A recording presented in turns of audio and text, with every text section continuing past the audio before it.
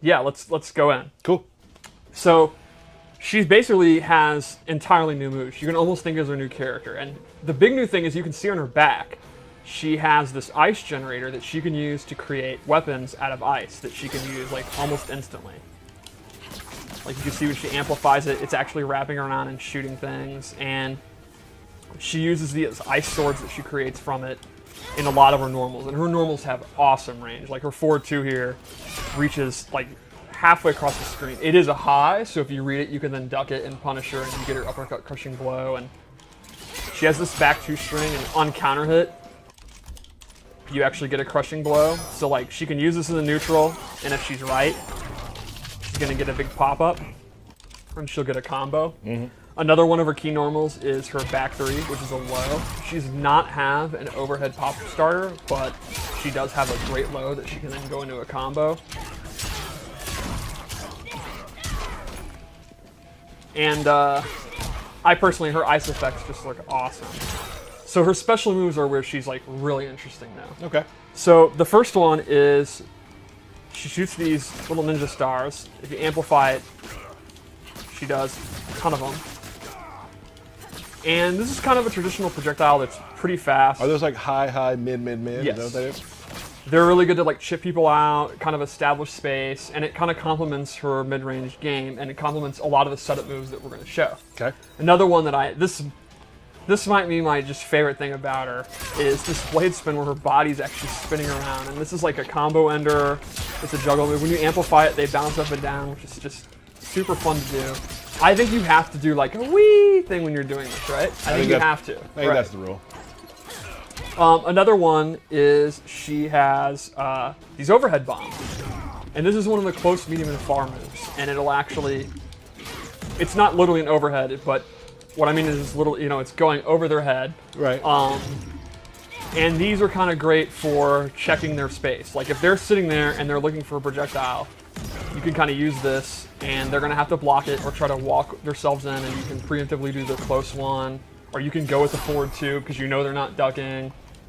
Or go for the back 2, or dash in and start your pressure. And then lastly, for her base thing, she has, this is actually, blade spin is not the best. This is the best thing. This is the best thing in the game. She has anti-air head move, where head flies off. And you can, so if they're jumping, you cover all this space. And you can also actually use it as a combo move in the corner. And there's going to be some really fun swaggy combos with this. Like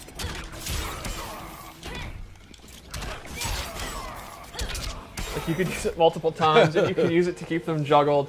I really want to see what the Frost players, who they're going to be creative by nature. Like if you play her, you're probably going to be one of those players that likes the corner swag combo. Like I want to see someone do like max amount of head in the corner. Like I want to see like a 5 head combo or something. So I made a rushdown loadout to start the show. Okay. This is personally the one that I use. The first thing gamer is this Arctic Barrage, which actually starts with an overhead. So that complements her main low. So normally she doesn't have a great overhead, but with this move, she actually has an overhead. It doesn't pop you up, but it has a lot of reach, and you can amplify it to get pretty good damage. This has a crushing blow that's kind of interesting and pretty unique in the game. If you counter hit or whiff punish a low attack, you get the crushing blow and you get a pop-up. Oh, okay. So you can see the range is really good, and that's a perfect scenario. If the opponent's kind of throwing out their low attacks, their sweeps, their down 4s, you can kind of get right outside the range, let it whiff, and then when you see movement, go with the punish, and you'll actually get a combo opportunity. All right. Another move I gave her is this shield. Oh, this shield is cool. I like this a lot. She puts this out, and this will actually destroy projectiles. And the amplified one lasts for a long time and has extremely fast recovery. So this kind of complements the overhead I gave her, where I want her to get in, I want her to do her 50-50. If the opponent's zoning her out and she can't get kind of these moves out, you can do the shield, and then she can walk in while it's active.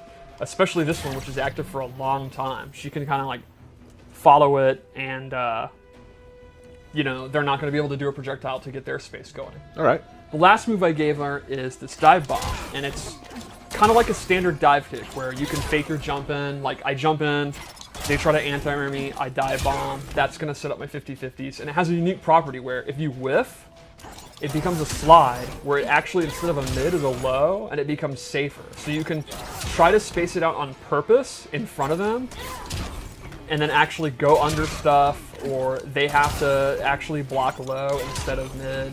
It's kind of neat. I rarely see like dive kicks like that. Let's check out her throws. Is there's no amplification? There is no amplification for that one. Love it. And if you're not sure and they're going to be able to punish it, you can kind of try to space it out to get the low on purpose.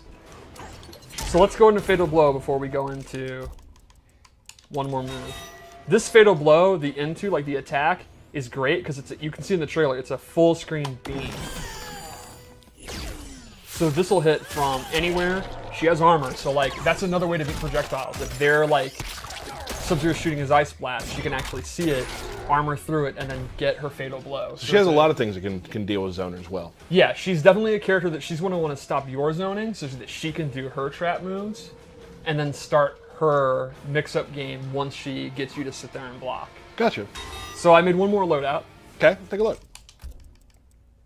And I think she has some awesome gear. Like this is a really unique costume. And if you noticed, her hair actually changes. This is more of the MK Deadly Alliance, like the icicle style hair, which I'm all in on. Mm-hmm. All right, so here I gave her a replacement for her bombs. They become ground bombs where her head actually rolls around. It's very reminiscent of a certain mustard-colored robot from the past. Mm-hmm. And just like that robot, you can then keep playing without a head while the opponent has to deal with the bomb or they're going to be frozen. The head dropping down is amazing. It's funny to me that you also say a mustard-colored robot, and you're kind of dressed in a mustard color right now yourself. Yeah. This, real quick, the skin you're wearing right here. Yeah. Is this the one you get from her training? Yes, it is, which is a great Good thing to tell people, actually. Yeah. So every year we get a more robust training system.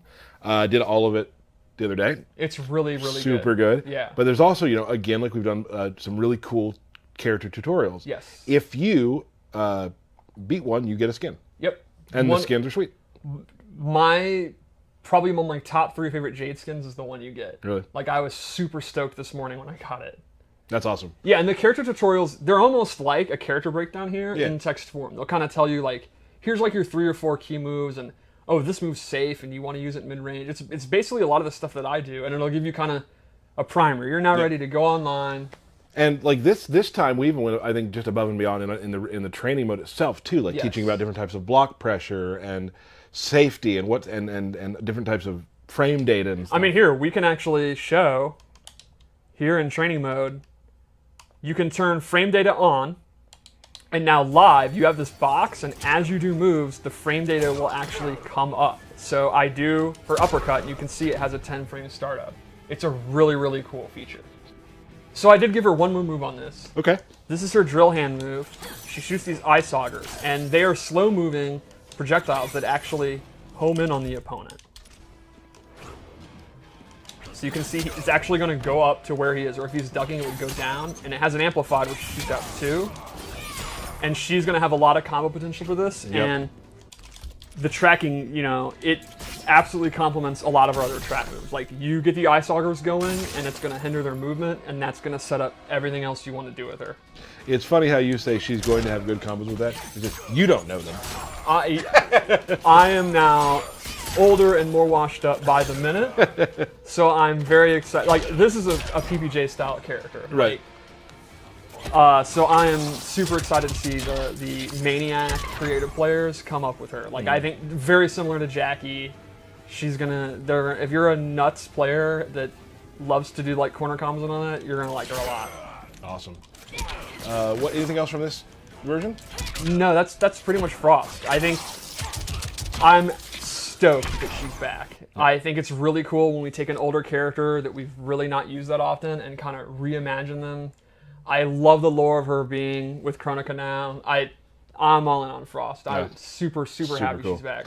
Awesome. So that is Frost in Mortal Kombat 11. Yeah.